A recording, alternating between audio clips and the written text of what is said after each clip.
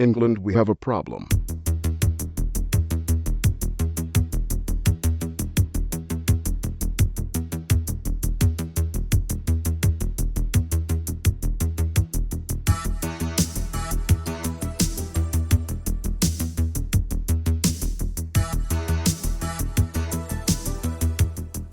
Hello, welcome to episode 70 of Chet and John's Reassuringly Finite Gaming Playlist. My name is John Denton. With me as always, Chet Roivas. You're ghosting us, motherfucker. I don't care who you are back in the world. If you give our position away one more time, I'll bleed you real quiet, leave you here. Got that? If you've never listened to the podcast before, I imagine you've already switched off. 2 top 10 lists, 10 being the game we played the least this week, 1 being the game we played the most. Let's do this thing, Chet. Okay, right, my number 10 is a game called Dumb Runner on iOS. I played it on the iPhone. It's another game that I'm sorry, I can't remember where I found it. I'm 90% sure it is still free, so it's a free game, but I wouldn't advise playing it. It's an absurdly basic, it's not really a platform. There's a line across the middle of the screen, and you're a little guy walking along it. Tap the screen, you'll flip upside down, and you'll be upside down. Flip it again, you go on the other side. There's another move, which is like a skid move, so you can slide under blocks. Basically, very small blocks come, you have to avoid them, so you flip from side to side to side, or you can slide on the ones that are slightly higher up.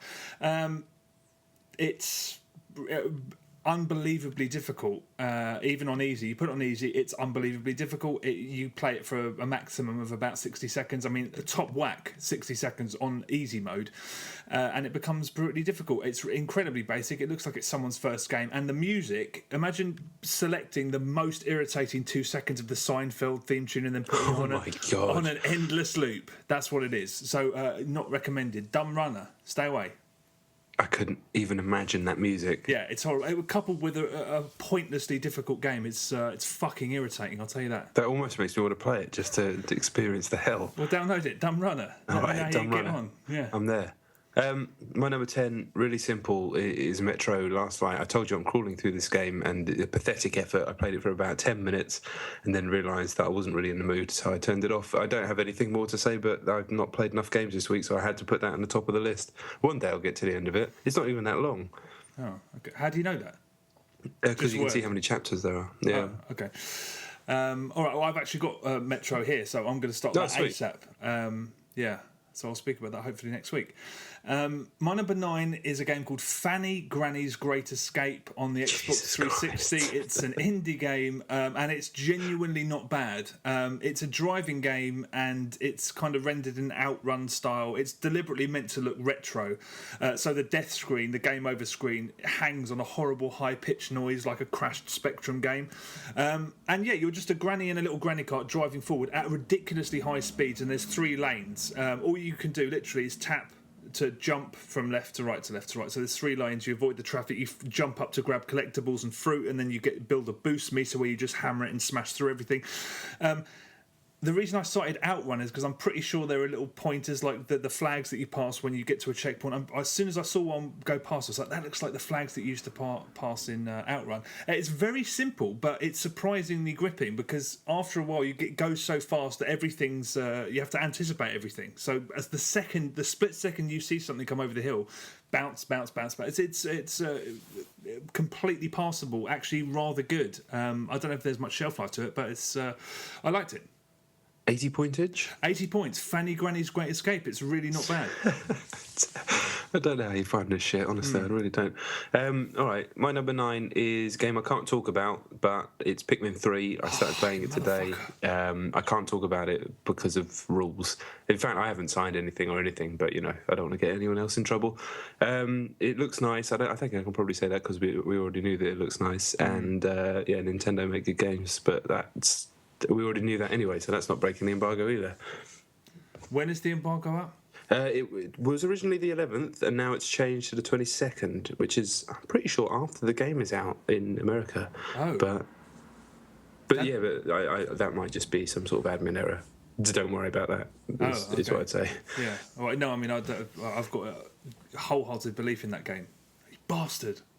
Okay, my number 8 is A Second Chance, the Newgrounds game that you spoke about last week. Oh, yeah. First of all, you said that you control the Houston We Have a Problem guy. Yeah. Obviously not. Why? Because Houston We Have a Problem is what they say when they're in space, and Houston is the problem solvers. on the ground. Oh yeah. But anyway, he wouldn't say that up to them, would he? Exactly. That wouldn't be much of a vote of confidence. But then again, I'm an idiot. I only realised it like, bing, a week later, like fucking Homer Simpson.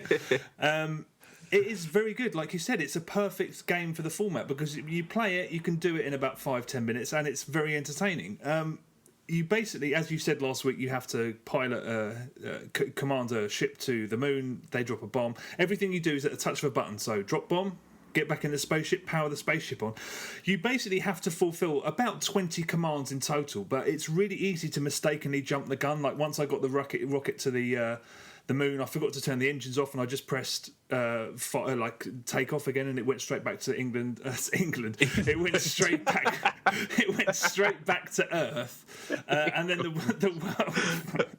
the world blew up. And yeah, there's that amusing animation of the guy slapping his forehead, which is really funny because like every time I died, the guy mimicked what I'd done. And yeah, it's really funny. You can do it in about 5 minutes. It wants everyone to succeed. It's really straightforward. You have to press.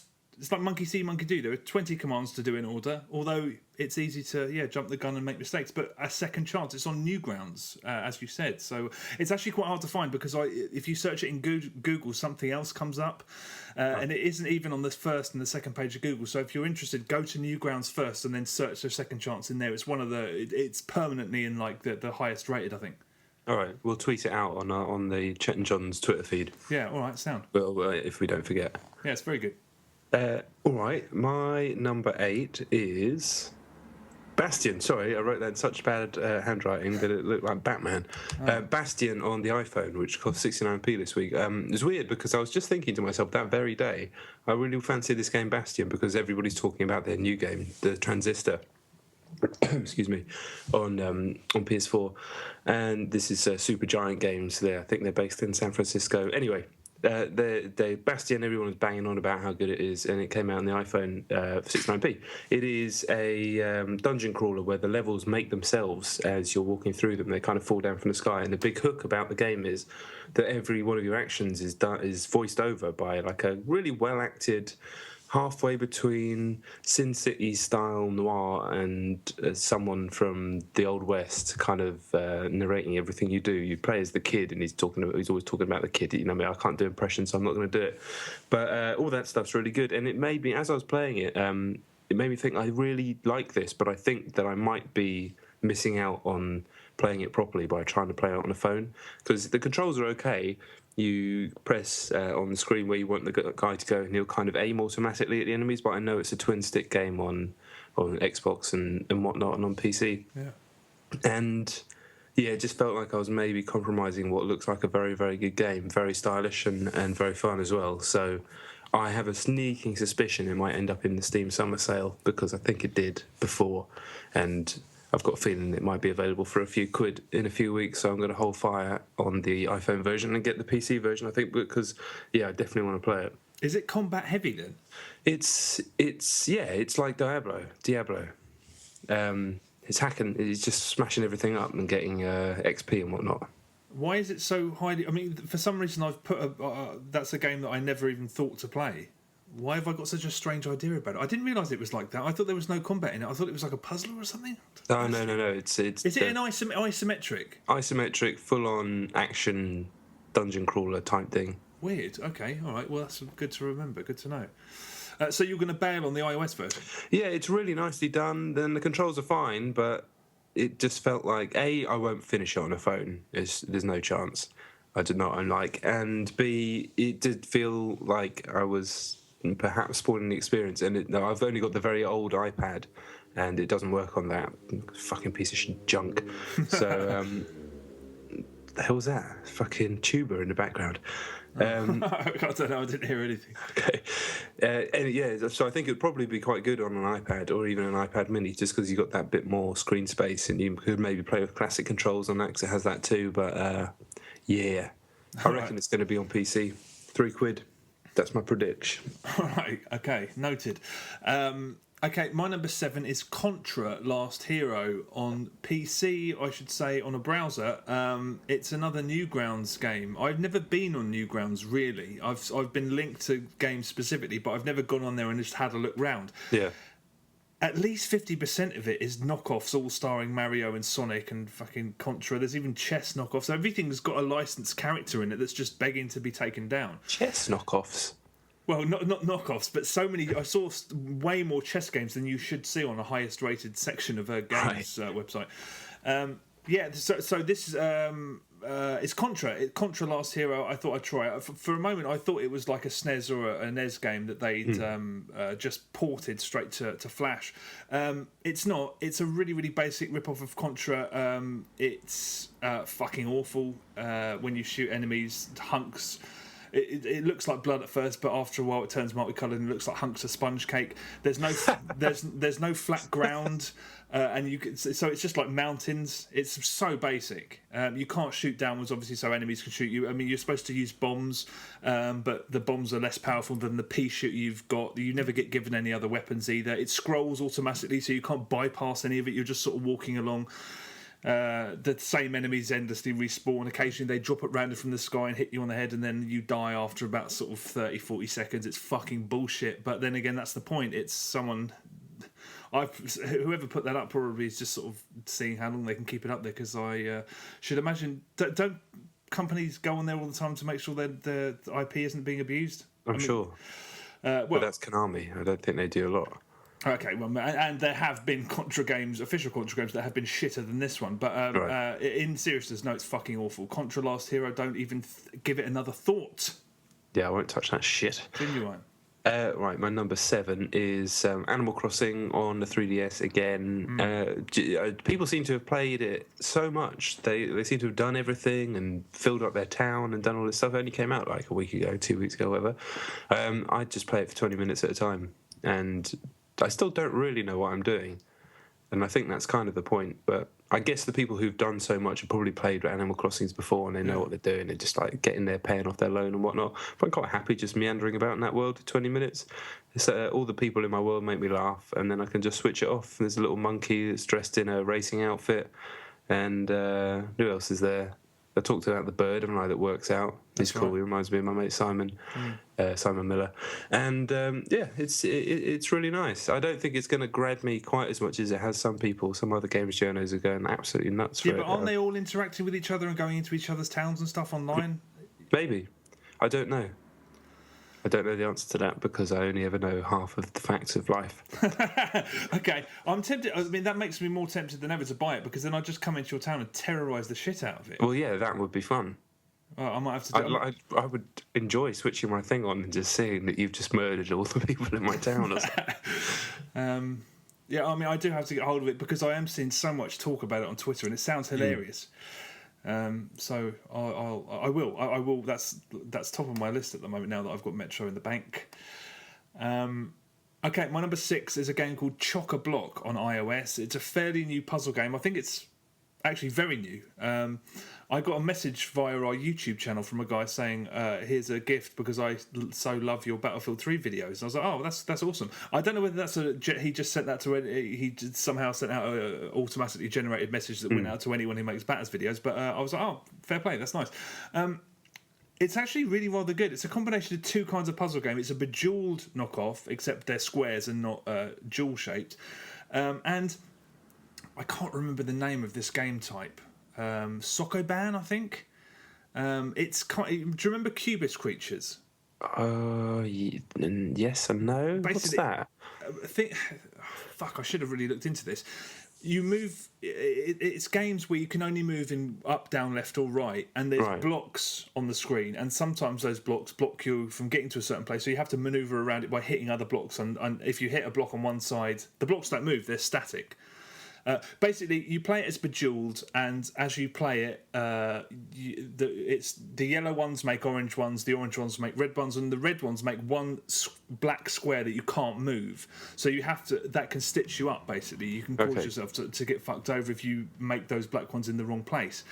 Sokoban, I'm sure that's right. It's basically it's all very well doing the bejeweled stuff, but you have to make sure that you can still move your other pieces around when those black ones are in the way. It's really good. I haven't played it anywhere near enough, but I was expecting the worst because there are so many fucking dry puzzle games on iOS, and this came sort of out of nowhere. Yeah, so I'm going to play it some more. It definitely grabbed me, and there's all the modes you'd expect from a sort of Bejeweled clone. So there's classic Zen mode, beat the clock. There's specific challenges. It looks like a nice little game. I think that I think there's a free version that's just got ads on it, and then there's a 69p one without. But it's worth a look. Chock A Block. It's actually not bad at all, if a little bit derivative. Sokoban.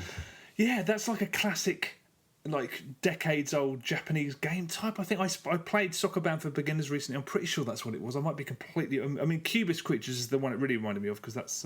What was that one? I know that name. Yeah, you played it before I did. I think you spoke about it on one of the first episodes of this podcast, and I played it. What's happened to me? Yeah, it was happened to us both. Yeah, that game. That was wicked.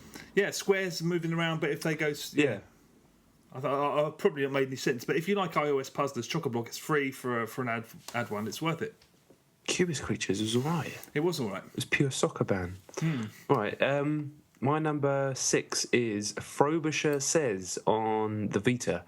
I've always avoided this game for a really weird reason. Basically, when I worked at HSBC for 14 months of putting numbers in boxes, it was a bad time. And the building that I worked in Southampton was called Frobisher House. So anything that had anything to do with that word, I didn't want anything to do with it. Right. But I've got over that now, some 9 years later. So I downloaded this game. It said it was free, but I think I just got the trial. Anyway, it's WarioWare for the Vita. But it's quite good, actually, because it uses the stuff that's in the Vita as well to in the micro games. Like, it will do stuff where suddenly it will use the camera and you'll see your own room, and it will go find something that's green, and you have to scan around the room to find something that's green, and it will tell you whether you've done it or not. And then that image will come back later, 3 or 4 games later, and it's like, okay, make it blue, and you've got a catapult, and you can just like splat your walls blue and stuff like that.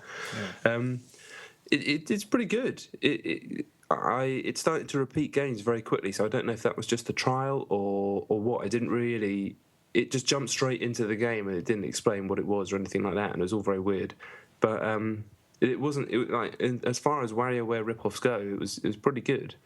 But if the whole thing had been free, and I thought it was a PS Plus game, I'd probably play the whole thing, but I don't know if I'd buy it. Yeah. Is it really old? I think it launched when the Vita launched. Exactly, I was going to say, because I remember playing a minigame compendium that sounded exactly like that at like a launch before the console came out. So it might have been free if it's that old. Yeah, it just only seemed to download the trial though. I'll check it out again. I'll turn it on and see what Guan. All right, but it was all right, and I'm over the Frobisher drama. Good, celebrate good times. My number 5 is Spartacus Legends on the Xbox 360. Oh fuck! I meant to download this. Yeah, it's also available on PSN.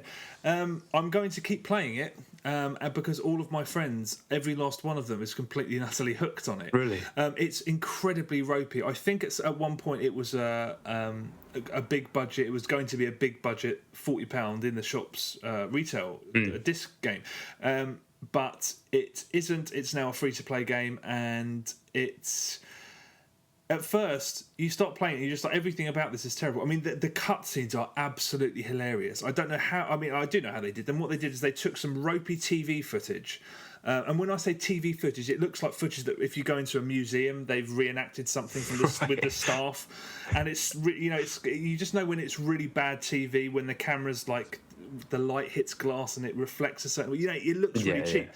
But they've layered so many filters on top of it. So at first you're like, is that animation? Is that a cartoon? And then you're just like, you're not fooling anyone, you fucking dipshits. It's just a load of filters. I mean, it looks so ropey, it's not even funny.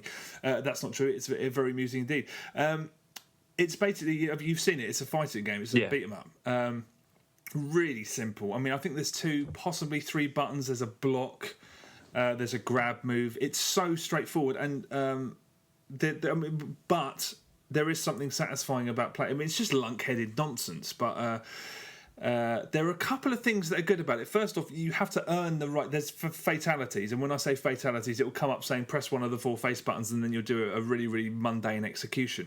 But you can't just do that whenever you want. You have to earn the right to it, because you have to sort of dish out sustained punishment and sort of get the crowd going. Right. And the other thing is that I'm not sure if I imagined this, but basically, if you and your opponent perform a similar move at the same time, so you both perform like a heavy attack, it will go into slow-mo. And on a couple of occasions, I've noticed that the opponent was his sword was going to hit me before mine was going to hit him. So I've pressed block, and in slow motion, along with so you basically can see yourself trying to block. And on the couple of occasions, I was, whoa, I just got a block in before he hit me. That was really cool. If that's correct, I might be completely wrong about that. The only thing that I'd say about it, it's mindless fun. You basically. The other strange thing about it is that you can't stat up your fighters. You basically you manage them as well as doing the fighting. But you basically can have up to 5 fighters, and you keep them in your sort of clubhouse. I don't know. I can't remember what they called it. You basically you're like a slave owner. You're not a slave owner. This never comes up. It's the structure of the game. You've got 5. You can have up to 5 fighters, and you send them to different fights. You can't stat them up. You can only give them different equipment and different armor and stuff like that, which you earn from fighting, and you can also earn from microtransactions, which is the whole reason this game's free. Xbox Live support is fucked. I don't know whether that's permanent. I don't know whether we were doing something wrong. I don't know whether not enough people are playing it. But the only way you can play online is if you go to. There's a map that has all the fights you can pick, and one of them's an online, and it says you are queued to fight on Xbox Live a matched opponent. But it just sits there, just hangs there, and you can't do anything while you're waiting. It's not like Street Fighter 4 where you can sort of say that you'll accept incoming battles, and then it will bounce you out of the one-player game. You can't do anything. You sit there in the menu, and me and 3 of us were sitting in the same menu, and it wouldn't put any of us together, and we just sat there for I think I left mine on for about 20-25 minutes, and it didn't join anything. So I think it's actually broken. It just hangs there, and you can't quick match, and there's no traditional way of finding a fight. It's just a mindless brawler that requires almost no skill at all, but it's funny. I'm going to download it for free. Yeah. It's worth a look. It's free. I mean, yeah, exactly. It's. I don't know how aggressive the microtransactions are because I haven't played it enough, but it's definitely worth a look, I suppose. I guess. Yeah, like I said, I totally meant to do it, but completely forgot. So that reminded me. Yeah, it's free, and it's not completely awful, and it's quite funny. So can you hack people's arms off? I think you probably can. I think that's one of the fatalities actually, but it looks like shit. It feels like shit. It's actually a poor game that probably was going to be something a bit bigger at one point, but it's free, so it's hard to. Did you ever play that Capcom game, Last Generation? What was it called? Something of Rome. Shadows of Rome? It's like a big, lunky brawler where you could just like hack the shit out of people. Yeah, you know what? Did you say Capcom? Yeah, it was a Capcom game. Was it a Capcom game? I think I know what you're talking about, but I don't remember it being a Capcom game. But I don't fucking remember it, so don't listen to me. No, it was pure Kappas. I'm almost certain I did because that rings a bell, but maybe I'm talking shite. But yeah, Spartacus Legends is on PSN as well. Download the bastard. I will indeed. Talking of downloading the bastard, I downloaded Rayman Ledge on Vita not Rayman Ledge, Rayman Origins on Vita because it was free. Well, PS Plus free. And yeah, it's a fucking weird game. Rayman Legends seems, from what I've played of that, the demo of that seems a bit more focused. And I thought maybe I'd been a bit harsh about Origins when I played Legends, but no, I kind of stand by what I said about it. It's very good, but very confused. There's so many choices that you can play 4-player, you can go this way, you can go that way, you can collect all these secrets that the whole time I felt like I was just missing out instead of just playing the game. And I got the exact same feeling again this time, but this time I just decided to say, fuck it, I'm going to play it. It's a single-player game, just get through the levels as best I can. And then I started to enjoy it more, and it looks so nice on the Vita screen, such a perfect fit for that game. It's Rayman, innit? 2D, good platforming, that feels nice, funny, good music, good interactions with all the other stuff on screen, looks good. I don't know what more to say. I'm looking forward to the new one. So you did like it or you didn't? I ended up liking it, yeah. I didn't... Before I was a little bit unsure about it. I thought that it was cool, but it wasn't as good as... Wasn't up there with like the greatest 2D platformers, but now I'm a little bit more lenient on it. But what I played of Legends and Sine of Legends, that looks fucking awesome, properly, especially on Wii U with all the stuff on the second screen. Yeah, I loved that game at the time. I likened it. I didn't like it. I said that it was as good as... Was there a Mario game released that year? Maybe the Wii one. Yeah, the Wii 2D one, maybe. Yeah. I can't remember. But I thought it was it's the best Rayman game by some distance. I never played any other Rayman games. I don't think I never played any of them back in the day. Yeah, I did, and they were okay. Some of them were not great at all. Okay, my number 4 is a game called Saturn 9 on the Xbox 360. It is an indie game, and I downloaded it because it's a brand new indie game. And Saturn 9 reminds me of Saturn 3. Have you ever seen Saturn 3? No. One of the worst films ever made, Kirk Douglas. But I saw it at a young age, so I absolutely love it. It's really, really actually pretty good. It's quite slight, but try the trial, basically. It's a first-person shooter. No, it's not a first-person shooter. It's a first-person game that is capitalising on the success of White Noise and White Noise Online. There is a real hunger for horror games on Xbox. I'm surprised that there's a real community of people who love those. Love that style of game on Xbox, especially. I didn't realise at the time, but after I'd finished it, I realised that the guy who's made it's a one-man band called, I've forgotten. But the last game he made was Bulkhead, and before that he made Vampire Hunter FPS. Those two were really uninteresting kind of stadium shooters that were filled with bots, and then there was a multiplayer mode. I mean, it was just that they were functional, but they had nothing of interest. This is much more interesting, and you can see it from the trial. You arrive on a space station, and you're trying to solve a mystery of what happened because the crew are all dead, and it's just really, there's some neat puzzles. There's some very, very understated shocks in it. You get a sense of basically the first thing you do is you find some audio logs, and it's a multinational crew all reading this sort of very, very mundane stuff about what they've been doing with their day. There's a Scottish woman and there's 2 American blokes, and you're just like, wow, this is actually well acted and reasonably well written, which is a real surprise. And the longer it goes on, I should say the longer it goes on, if there's one issue with it, it is very slight. I mean, you can probably complete the whole thing in considerably less than an hour. I reckon you could do it in about 40 minutes. Oh, right. But for 80 Microsoft points, I kind of like the fact that I started it and then I finished it, and I was entertained throughout. There's some really cool things in it. I don't want to spoil any of them because there are nods to one of my favourite games of all time, and I was like, wow, that's really cool. There's some just really nice moments, some really nice puzzles in them. Very simple, it's very small. The only disappointment is that the final level is basically Slender, where you have to find these 5 audio logs and then get the hell out of the airlock.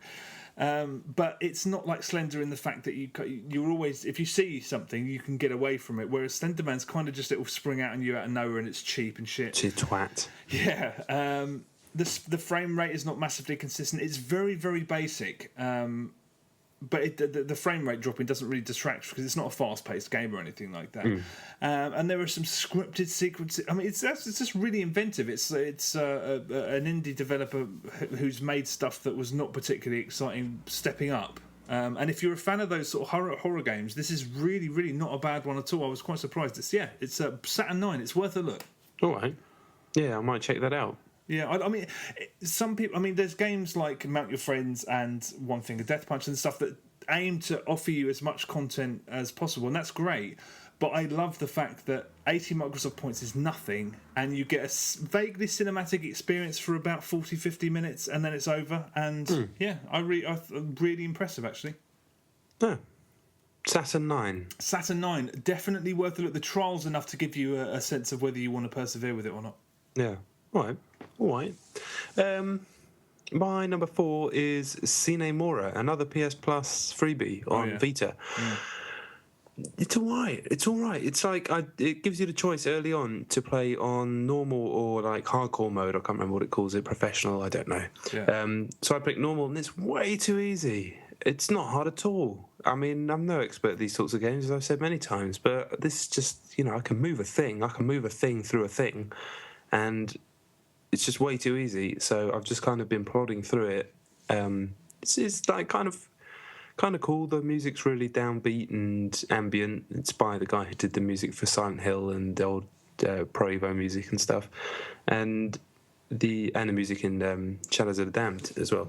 Oh, fair enough. Akira Yamaka, my boy.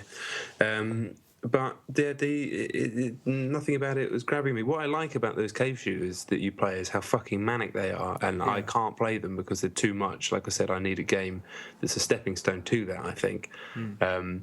This doesn't feel like that. I know it's a sidey rather than an uppity, but it's just, I know if I whack it onto the highest difficulty level, it's just going to piss me off. So I was hoping for something that, it was a bit more of a challenge, because this is just a procession. But it looks nice and it sounds nice. It looks nice on Vita as well, and the style's kind of cool. I call it steampunk because I don't know anything about anything, but that'll do. Planes and fucking robots and shit, biplanes. It's just something about it that doesn't quite grab me. But I swear when I played it on Xbox, it was fucking had the talking pig in it, and I couldn't find him on Vita, so I don't know what's going on there. I'm pretty sure there is a talking pig in it, yeah. Talking animals throughout it, actually.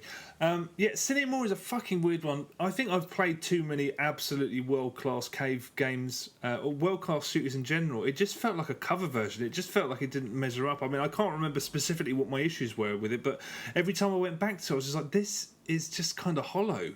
It is a strange one, Sine Mora, and it's still sat at the, it's on my hard drive. I will play it again, but I don't get the love. Yeah, I quite like the way it has, like the conceits that it has with, you get more powerful weapons, and when you get hit, they kind of fly out of you like Sonic and his rings, and you have to collect them back, and you have the trade in for the time slowdown. But if you don't use that, I think you can eventually speed up or something like that. I'm not sure, but I like all that stuff. But again, it just wasn't. I needed it to be harder, but not as hard as it was inevitably going to be if I put it up to super hard, and it would just annoy me. Yeah. Okay. So it is a funny one, that game.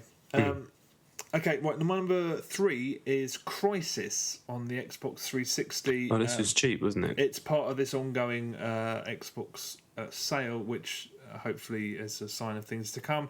I've been meaning to buy Crysis since I heard they'd done a port of it, because I never played the PC original, and it's been £20 and it's now £4 something. So I snapped it up straight away. It's a very good port. There are technical problems with it, but it does feel much more like a £40. It feels much more like a Crysis. I mean, the pyrotechnics aren't the same. It's obviously a downscale, but they've treated it with a lot of love. And the only comparison point, really, because there haven't been many sort of old games that have been console exclusive, download only. The only other one I can think of is Resident Evil 4, and Capcom just completely bastardised the shit out of that game. They just treated it like shit, and this is the flip side of that coin completely. Initially, I started playing it and I was completely apathetic. I was like, I didn't realise it at the time, but I think Crysis 3 really did burn me out. Right. And I don't know how many times did you play it? Oh, the fucking alpha Seth. 3.5 times, something like that. Yeah, I don't think I could have done that. Yeah, that's why when I saw it in the sale, I was like, no, I can't. I just fucking can't. Yeah. But I was like that. I was like, I've done all this. They're teaching you how to use your suit, and I'm like, fair play. It's the first in the series, but I can't really be bothered. I've done this now. But as you play it, you realise that it's actually more. I can understand. People say at the time of Crysis 2, I was like, it's a fantastic game, and there was a section of people who were just like, it's nothing on it. They've completely ruined it. It's because Crysis 1 is much more like Far Cry. Yeah, I had no idea it was completely open, and I've spent a lot of my time trying to find, ditching vehicles and trying to find ways up to get to certain places and stuff. It felt like I was playing Far Cry 3 again.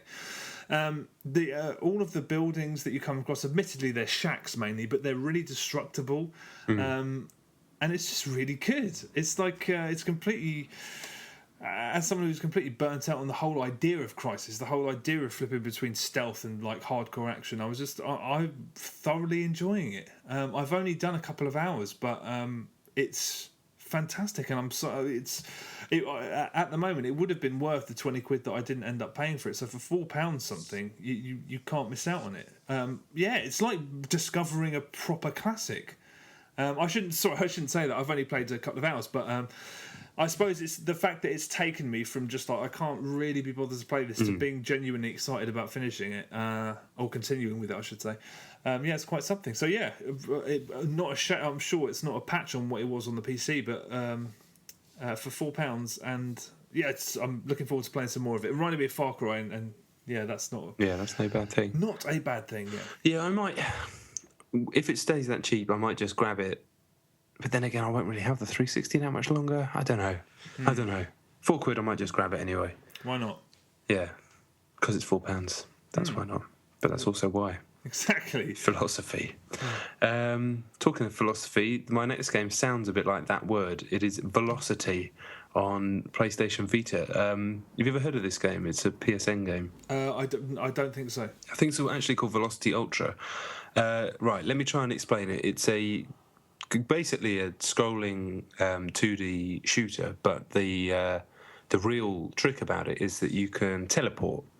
That the whole game is based around teleporting. You can basically drag a cursor to where you want to go and let go, and your ship will teleport there. So there'll be stuff like you're going up one path, and then the stuff that you need is on another path. There's a wall in the way, and you teleport through the wall and keep going up. You can press a button to make things scroll faster. There's not a lot of enemies. It's more just about either getting through the level as quickly as you can before the time runs out, or surviving the enemies and getting squished by the walls and whatnot, and trying to collect all the stuff along the way. It is fucking brilliant. It is a brilliant game. The trial, I couldn't believe it. I thought that something had gone wrong. It is 16 levels long, and it lasts I reckon it lasts an hour. It's an amazing trial. That's why it's so high up on my list. I went and played the trial, and then I bought the game after that, where you get another 30-odd levels afterwards. It starts well and then just keeps getting better and better and better. And when you get the hang of teleporting, which you do very quickly, the level of dexterous satisfaction just from playing the game, and this is on PS3 as well. It's just tremendous. You can quickly start. You've got infinite teleport, so you just flick this side. Oh, there's an enemy about to get me. Flick behind him, blow him up. Smash the glass. Collect the fucking pod things that you got to collect, and then the levels will test your ability to teleport quickly. So it's like left, right,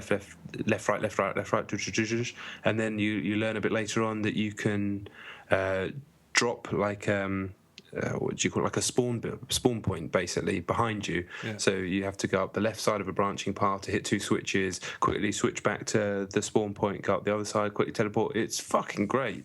And if there's one person I know will love it, it's you. It's a PSN exclusive. Yeah. Fuck, it's that and Hotline Miami then. I'm going to have to sort of turn on my PlayStation and go online with it for the first time in God knows how long. Yeah, make sure you set aside a morning to download all the updates. Yeah. How much was it?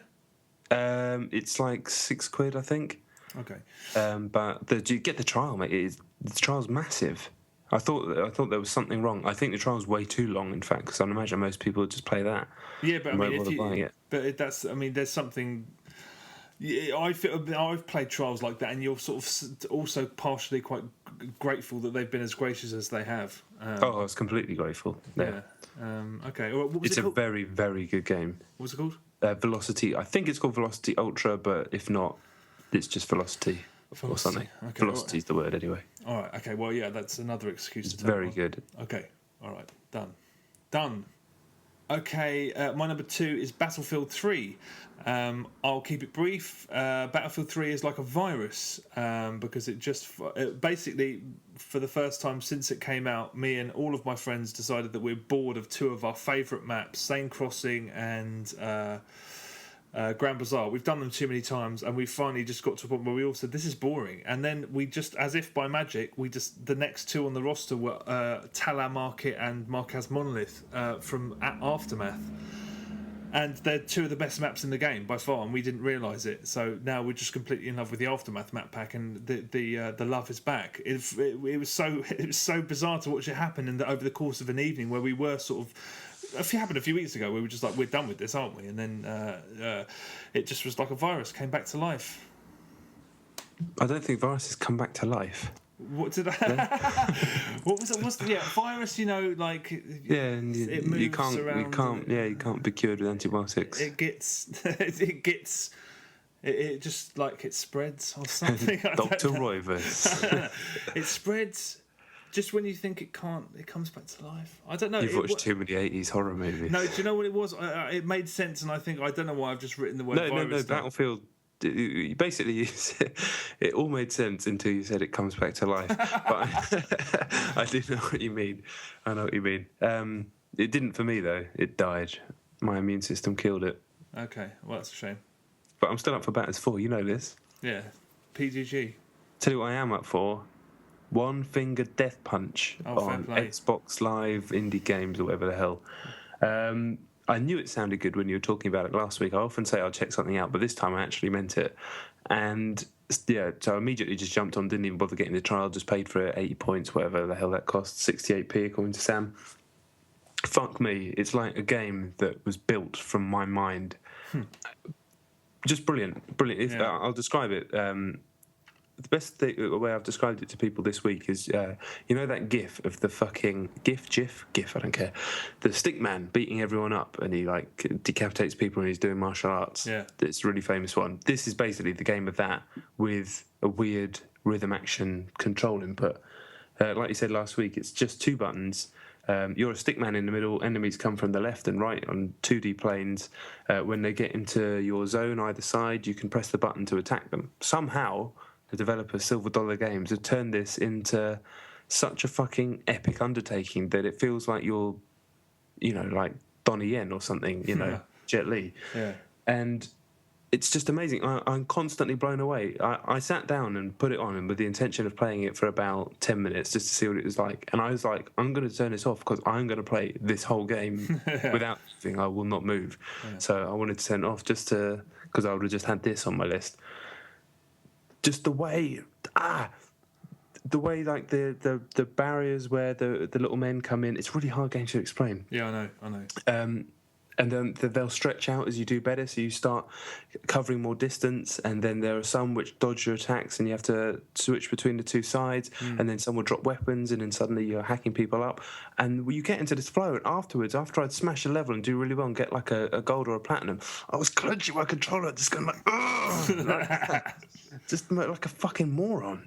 And I love it. And then there's like lightsaber levels, and then there was a nunchuck level, and it's like, you fucking brilliant humans, you made this, and it costs no money. Yeah. So get it. Fucking go and get it right now. Yeah. It really is special. I mean, what it reminded me of, because I had the same thing as you when I found it. I played it for a ridiculous amount of time, and I did it again this week. It's not on my list because I knew you were going to talk about it, but it would probably be my number 1. It reminded me of the time when we were at university, when for some reason we got obsessed with playing Samba de Amigo. Yeah. And we'd play it all day, and then I remember there was one time I was like, oh well, I've got to go and I've got to write an essay or something, and you said, okay, well I'm going to take the disc and I'm going to go and beat your high score on the Austin Powers theme tune. And I was like, okay, this essay is going to take about 2 hours. I'll meet you on your front of your halls in 2 hours and 10 minutes, and you can give me the disc back. Because I couldn't. It was like passing around the communal crack pipe. We couldn't be without it. And that's how I felt, because it was impossible to turn it off. And I just wish that, it's so, they're so segregated, those indie games, that when truly great, I mean, Mount Your Friends is broken out, and this is a much more niche game, and I wouldn't recommend it to everybody, but it's just, you feel so powerless because it is that fucking good. Yeah. And ridiculously compelling, and I did exactly the same as you. On 2 occasions, I've sat there for at least 5 or 6 times longer than I intended to, just smashing it out, because it is genuinely exciting. And I'm going back, the only thing that is upsetting is a bit of an overstatement, but apparently, Microsoft don't allow indie games to have online leaderboards at all. It's just a rule. That's something I heard from watching a video, which you should watch. The creators of this game, Silver Dollar Games, they've made a video called "Who is Silver Dollar Games?" and it's on YouTube. It's about half an hour long, but it's fascinating because not only are they having a pop at everyone who doesn't like what they do, they unveil a lot of nuggets of information about being an XBLIG developer like that one. So it's half an hour long. Who is Silver Dollar Games? It's on YouTube. Find it, watch it. But yeah, with interactive leaderboards, that's another thing. It's preventing this from being the sort of. It could be so much. It could double or triple in popularity if they had online leaderboards. Because I'd be trying to smash up all your scores non-stop. Yeah. So that's a shame. But yeah, if you've ever liked any, I mean, you must have a vague idea about what it sounds like. If you do like what it sounds like, you've got to try it. It's really, really quite thick. It's on PC as well, I think. Is it? It is on PC. It is. So yeah, I'm glad you like it. It's the biz. Oh, it's the mustard. It's the absolute mustard. I was a little unsure of the first 2 levels, and then And then it just took off, and I genuinely could have just sat there and played the whole thing, and I still don't think I'd have stopped. Yeah. I'd have just gone back and tried to platinum everything. Yeah. Every time you starts getting a little bit samey as well, it'll come up with a new idea. It's when like the fucking nunchuck level was so gleam. Yeah, I know. I mean, yeah, that's the sign of a great game when it knows when it's getting when it's and then the stuff where it does like it zooms in and you kick a guy's head off and his then eye it just comes keeps flying out. Yeah. Or you just like go into Zen mode all of a sudden and the screen goes white. Or have you had that thing where you've got one last bit of life and then it's like it does this big like rigmarole about it when you've got a sword and like everything goes into slow motion? I think I have, yeah. And it's just so good. So every idea. Yeah, it really is good, and it's 80 Microsoft points. So yeah, you'd be mental to avoid it if you can not avoid it. Okay, my number 1 is Resident Evil 6. Yeah, it's been on my shelf since the game came out because Xeno's had it as well, and we've been waiting for the right time, and now was the right time. We've started doing it on co-op, like we said last year.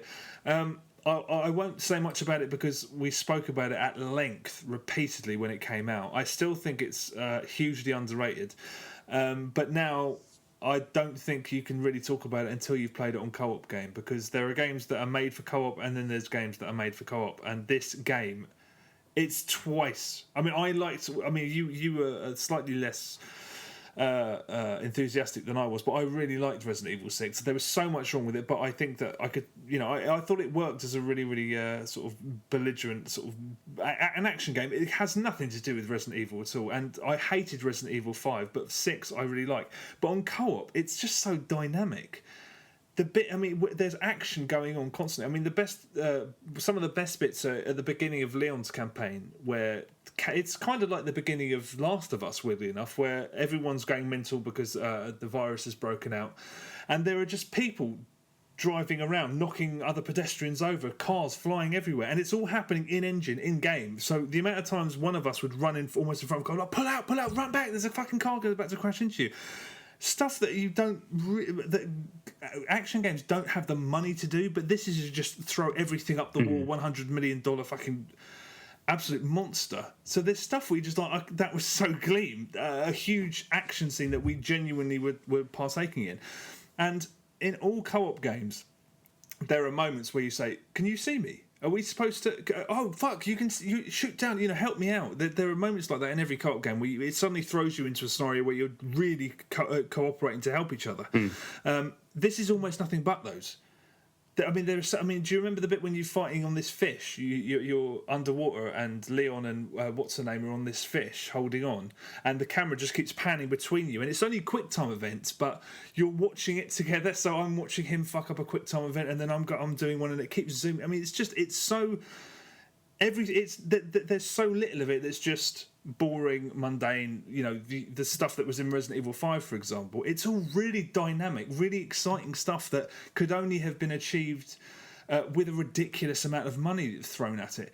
I forgot how unfeasibly large it was. Those 4 campaigns. I mean, we played it all night Saturday night. We played a little bit on Sunday, and we're still like 2 chapters into one campaign of however many, and I think they're approaching 8 hours long each one. Yeah, they are. And it's a strange thing to say about a game that's rumoured to have cost $100 million, but it has a really bright future as a truly cult game, because I think people were discovering it, hearing all the bad press and just hearing about how terrible it was. I mean, it's a hokey, and I meant to write down, in the opening 20 minutes, the dialogue fucking stinks. I mean, it's one. I mean, Resident Evil has always had terrible dialogue, but you've got 2 partners who've worked together for fucking ages, and one of them says, make sure you shoot them in the head. I mean, it's just completely moronic. It's the most moronic Resident Evil game, which is saying something. But if you're doing it on co-op, it just doesn't stop throwing brilliant moments at you. But it's not Resident Evil. But man, it's so entertaining. I hope you still feel that way when you get towards the end of the campaign that you're doing, because I liked it up until the end of the Chris campaign, when it turned to such utter shit that I wanted to I don't know. I was very upset. I didn't want to do anything. I didn't want to kill anyone. I didn't want to smash the disc. That's just lies, isn't it? Why would I say that? I just didn't want to play that shit. The end of the Chris Redfield campaign. Yep. The one I'm doing is what did I say? Chris Redfield. You said Leon. Leon, yeah, that's right. Yeah. But I assumed that one will probably go to shit as well. There are parts towards the end of the Chris Redfield campaign that are so fucking boneheaded that you have no idea how they could have ever have passed testing. And I assume the game was just too fucking big to test everything and tighten everything up. Just insta-death bollocks. But I don't remember having those issues on single player. But then again, I don't know. I mean, I'll let you know if we have them on co-op. But I'm telling you, on co-op, it does feel like a different game. It's so dynamic, the way you interact with the action. You constantly feel like you're partaking in a dumb, stupid fucking movie. And it's really, really entertaining if you can accept the fact that it bears absolutely fuck all relation to any Resident Evil game, even 5. But yeah, I like it. Isn't it? It's in a sale, isn't it? I think. I don't think it's in the current one, is it? I don't know then. No, maybe I made that up. Indeed. Maybe I made that up. All right, my number one is a game I talked about way too much on this podcast, but I finally finished it, Hotline Miami. Oh, yeah. The Vita version is the best version.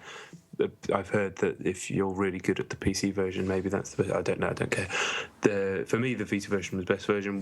Reason one, no bugs. 0 bugs from beginning to end, thank fuck. Number 2, controls beautiful. Number 3, controls beautiful? Fucking idiot. Number 3, looks amazing on the screen, as amazing as this game can look. And what was really cool about it is that the story wraps up in kind of a really interesting and satisfying way. The whole game is very trippy, as you probably know, and very weird, and lots of stuff happens that's very surreal that you don't know what's going on. But yeah, by the time you get to the end of it, and I had a look online as well, some interpretations, and it ties stuff together really well without actually giving away any proper answers. And yeah, I mean, the Drive is referenced in the actual credits of the game, or should I say, the director is thanked. The influence is there for all to see, but it is a very, very good game. The fact that I kept going back to it, despite all the problems that I had on all these different formats, says something about it. And I'm very good. If I'd only played it on Vita and I'd never had any of those problems, I'd be thinking it was a masterpiece. So I'm very much looking forward to the sequel. I'm very glad I finally finished it. I don't know if I'll go back to this one now, just because the thought of playing those early levels again is a killer, because I've done them so many times. But Hotline Miami, get it. It's like £2 on PC at the moment in some sort of sale, and it's only £6, $6.74, I believe, on PlayStation. Okay, yeah, I mean I've now have 2 reasons to turn on the PlayStation 3. You do indeed. So I will sort that out this week. No, I've said this many times, but I genuinely think you'll love it. Yeah, I've no doubt I have, and I've still managed to somehow have I don't even know what it looks like. Still, I somehow have managed to avoid all. Everything, really? Not even a screenshot. I don't know what it looks like. I haven't heard the soundtrack. I still am not 100% certain I know exactly how the game works, but I will. Hopefully I'll get the time, in which case I will get it before next week. Cool. But you would recommend the PSN one over the PC? Yes. Okay. Yeah, I would now. I like the way it worked with the controller, but the main reason being that there was no bugs. Okay, all right, yeah, that's a plus. That is a plus. Okay, all right, cool, that's us done. Thank you very much for listening. As usual, we're on Twitter, at John Denton, at Chet Rovers, or at Chet and Johns if you want a tweet every week when the new episode's ready. We're on YouTube, stuff on there occasionally, the website's bollocks, that's it. But yeah, thanks very much for listening. Hopefully speak to you again next week. Yeah, sorry about a summer drought, but you know what I'm saying. Frobisher says. Peace out. Genuine.